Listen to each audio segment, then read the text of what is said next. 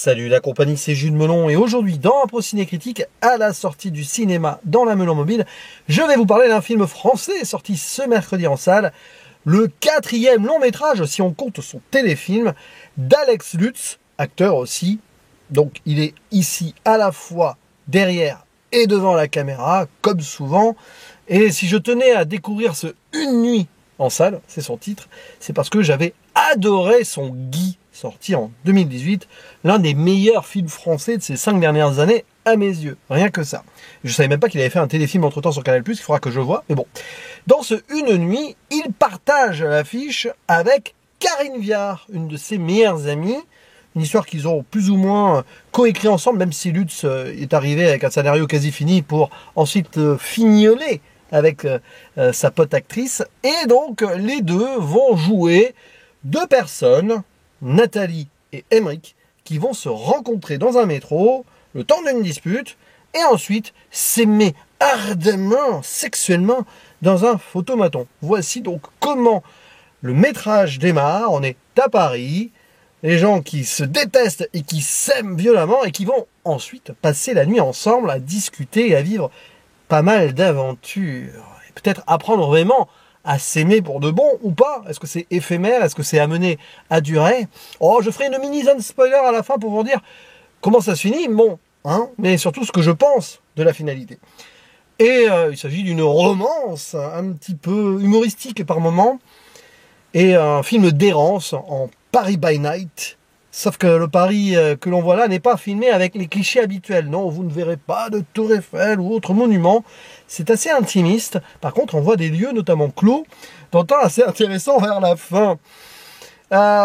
Autant dire que par rapport à Guy, c'est très différent, si ce n'est qu'on a quelques thématiques en commun, j'y reviendrai peut-être.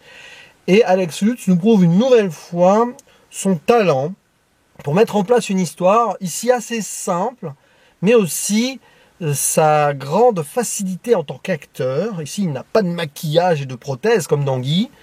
Mais alors, évidemment, ce film ne fonctionnerait pas s'il n'avait pas à ses côtés une Karine Viard au sommet, qui cette année vraiment rayonne, hein, mais ça fait quand même pas mal de temps qu'on salue le talent de cette actrice. Ici, elle est extraordinaire et les deux forment un couple, enfin entre guillemets, parfait, avec cette alchimie qui d'ailleurs questionne dès le début.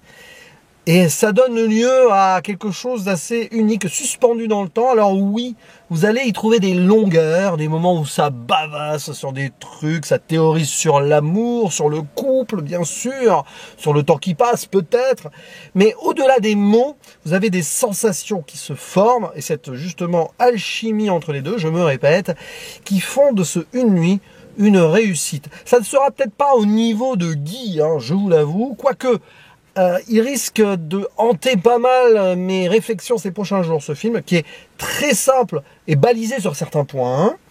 C'est un peu du marivaudage par moment, tant et si bien qu'à un moment, on les voit au théâtre. Il y a la personnage de Karine Viard qui joue une scène de Marivaux. Bon, vous voyez, on ironise presque sur la situation. Le film a conscience de ce qu'il est. Alex Lutz et Karine Viard ont conscience de ce qu'ils font ensemble. C'est ça qui est fort. Et ben, on voit qu'ils s'en amusent, qu'il y a des moments d'improvisation où ils rajoutent des choses, on voit qu'ils se surprennent eux-mêmes, comme les deux personnages du film.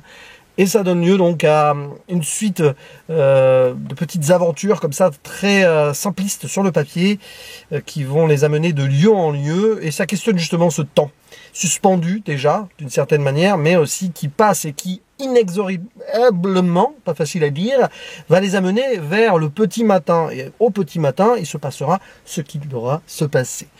C'est quelque chose qui porte vraiment à, j'ai envie de dire, à oui, une réflexion de vie quelque part, qu'on soit en couple ou pas, ou qu'on ait été en couple ou non, quel que soit l'âge qu'on puisse avoir, même si à certains moments, bien sûr, ça fait un petit peu artificiel, dans le sens où, oui, c'est des bobos, voilà, ça, on va bien sûr forcément le reprocher. D'ailleurs, Alex Lutz ne s'en cache pas, et même que à certains moments dans le film, son personnage est qualifié de droite et tout, ils vont dans le 16e.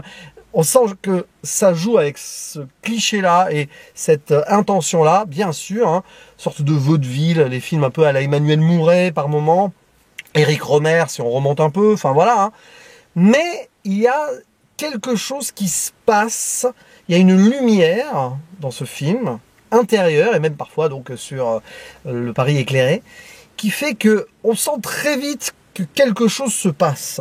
Cet amour impossible, on les voit, ces deux personnages, qui sont déjà installés dans leur vie avec des enfants, ils ne le cachent pas, et se permettent une parenthèse, et plus ils se rapprochent, plus ils jouent à ce jeu dangereux qui pourra peut-être les mettre en danger par la suite, car ils sont censés revenir dans leur train-train quotidien, et pourtant on sent qu'ils n'en ont pas très envie, et que ce moment complètement hors du temps, ils le vivent à fond. Et pourtant, ça commence par une dispute très violente dans le métro. C'est ça aussi le paradoxe. Quand les émotions s'exacerbent comme ça, après, paf, l'opposé arrive, l'amour torride dans le photomaton, alors qu'il pourrait être surpris à n'importe quel instant.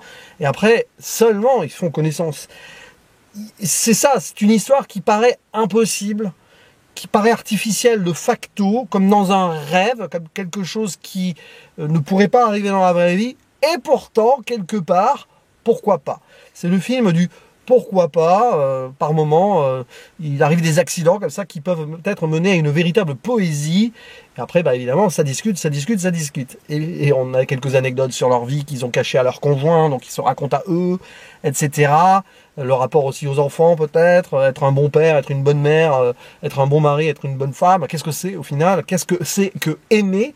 Oui, ça fait un petit peu relou par moment peut-être, mais en fait ce sont des réflexions qu'on peut toutes et tous avoir, qu'on soit célibataire ou non, à certains moments de nos vies. Il y a des moments comme ça où humainement on se pose ces questions-là. Je trouve que c'est fait avec une forme de légèreté philosophe et d'un décalage qui ramène à une forme de réalité aussi. Rajoutez à cela une musique au piano vraiment splendide qui intervient à des bons moments. Alors, je vais vérifier avec vous qui est le compositeur, ne serait-ce pas Alex Lutz lui-même, parce qu'il sait faire beaucoup de choses. C'est pas précisé. Ah, c'est dommage, mais peut-être. Parce que c'est vrai que bon, il est capable de faire beaucoup de choses, Alex Lutz, il peint aussi, bon. Et voilà. Et puis après, bon, bah, sur les thématiques avec Guy, bah, on y revient sur ce temps qui passe. À un moment, on fait le bilan. Bah, c'est un peu l'idée là aussi. Là, c'est le temps qui doit passer en une nuit, et puis le temps qui est passé jusqu'ici pour les amener là. Donc, de façon fortuite, ensemble, ces deux, alors qu'ils auraient jamais dû se croiser et surtout s'aimer, même si c'est très éphémère. Et donc, justement, questionnement de cela. Dans Guy, c'est la fin d'une nuit, la fin d'une carrière. Là, c'est la possibilité sur quelques heures de vivre une autre vie. Mais après, bah, il faudra aller de l'avant. Et oui, il y a aussi le cheval. Tiens, à un moment, je me demande si c'est même pas le même cheval qu'on a dans Guy, avec des tresses, etc. Parce que je sais qu'Alex Lutz, il aime les animaux et qu'il a des chevaux, donc peut-être que c'est un de ces chevaux qu'il a fait jouer à la fois dans Guy et dans Une nuit. Mais peu importe, à un moment, voilà. Je vais vous parler de la fin, parce que pour moi, elle est très importante. Donc, spoiler, hein, en soi, spoiler. Bon.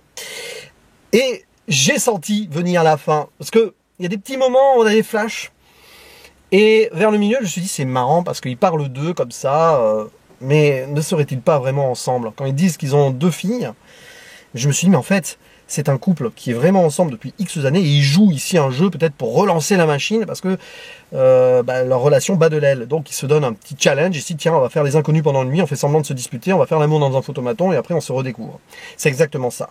Sauf que c'est un peu plus tragique, parce qu'en fait, on apprend que Nathalie, qui s'appelle, je sais plus, elle a un autre vrai nom, est malade. On lui a détecté quelque chose, visiblement elle est en fin de vie, donc il y a aussi ce rapport avec Guy, hein. Bon, Guy c'est la fin de carrière au sens large, mais la fin de quelque chose, donc visiblement on sent que c'est fini, on sent qu'ils étaient plus ou moins séparés, mais ils ont eu donc des filles ensemble, et donc ils se permettent de se retrouver, de se re-rencontrer à nouveau avant qu'elles disparaissent, rejouer le bonheur. Alors est-ce que c'est leur vraie rencontre peut-être, ou ils fantasment une autre rencontre plus forte, parce qu'on sent que derrière, bah, déjà leur couple est probablement fini, et puis surtout la vie donc du personnage de Karine Viard est sur le point de se terminer. Et ça, je l'ai senti venir très vite, et en sentant venir, je me suis dit, ça serait beau que ce soit ça. Ça serait tellement beau. Donc quand ça arrive à la fin, quand ils s'éloignent et qu'ils se retournent, et qu'ils s'appellent vraiment par leur vrai nom, on voit en flashback, enfin en flashback, oui, en flash comme ça, que donc hôpital, tout ça, et ben j'ai eu beaucoup d'émotions. J'ai pas pleuré, parce que je m'y attendais en fait, peut-être, mais j'ai pas pleuré, mais par contre j'ai été transi. Et je trouve ça formidable en fait, c'est que sur la fin dans tous les sens du terme en fait, de leur relation, mais aussi peut-être donc de l'existence de l'un des deux, ici donc de l'épouse, eh bien ils arrivent à se retrouver et à vivre quelque chose de très fort.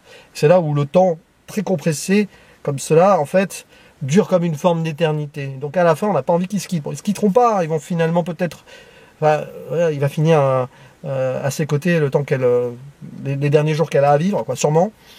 Mais belle émotion, et en fait ça sonne juste. Et le film ne le cache pas tant que cela, parce que je l'ai senti venir, mais je pense qu'il ne le cache pas, des petits indices comme cela. Donc voilà, je ferme la zone spoiler, et je vous invite à aller voir ce Une nuit, qui est une romance, mais bien plus que cela, un questionnement sur l'amour, sur la vie, sur les relations, les couples, et comment on peut se permettre ou non un bonheur autre, le temps donc d'un tout petit moment d'existence. Moi je trouve ça très beau. Alors c'est pas forcément très original pour autant, mais la façon donc de faire dérouler cet instant de façon éphémère dans une ville un peu en huis clos, qu'on ne va pas filmer vraiment comme le Paris habituel, mais un Paris intimiste, comme ce personnage qui est un peu témoin de ces choses-là, comme un ami intime qui les suit un petit peu. Franchement, je trouve que c'est une belle réussite. Alex Lutz a proposé une nouvelle fois un très bon film, pas forcément exceptionnel de prime abord, mais je pense que ça va rester en tête et faire battre votre petit cœur, donc foncez. Je vois qu'il y a eu des notes assez mauvaises jusqu'à maintenant, notamment sur Sens Critique. Et pourtant, voilà, en tout cas, n'hésitez pas à dire en commentaire ce que vous pensez de Une nuit, si vous avez aimé Guy avant, si vous avez vu ses autres films, j'ai pas vu son premier ni son téléfilm, pourquoi pas en discuter également en commentaire. Et bien sûr, si vous aimez Karine Viard, parce que là-dessus, une nouvelle fois, eh ben, elle est au sommet. Et je vous dis à la prochaine, ciao.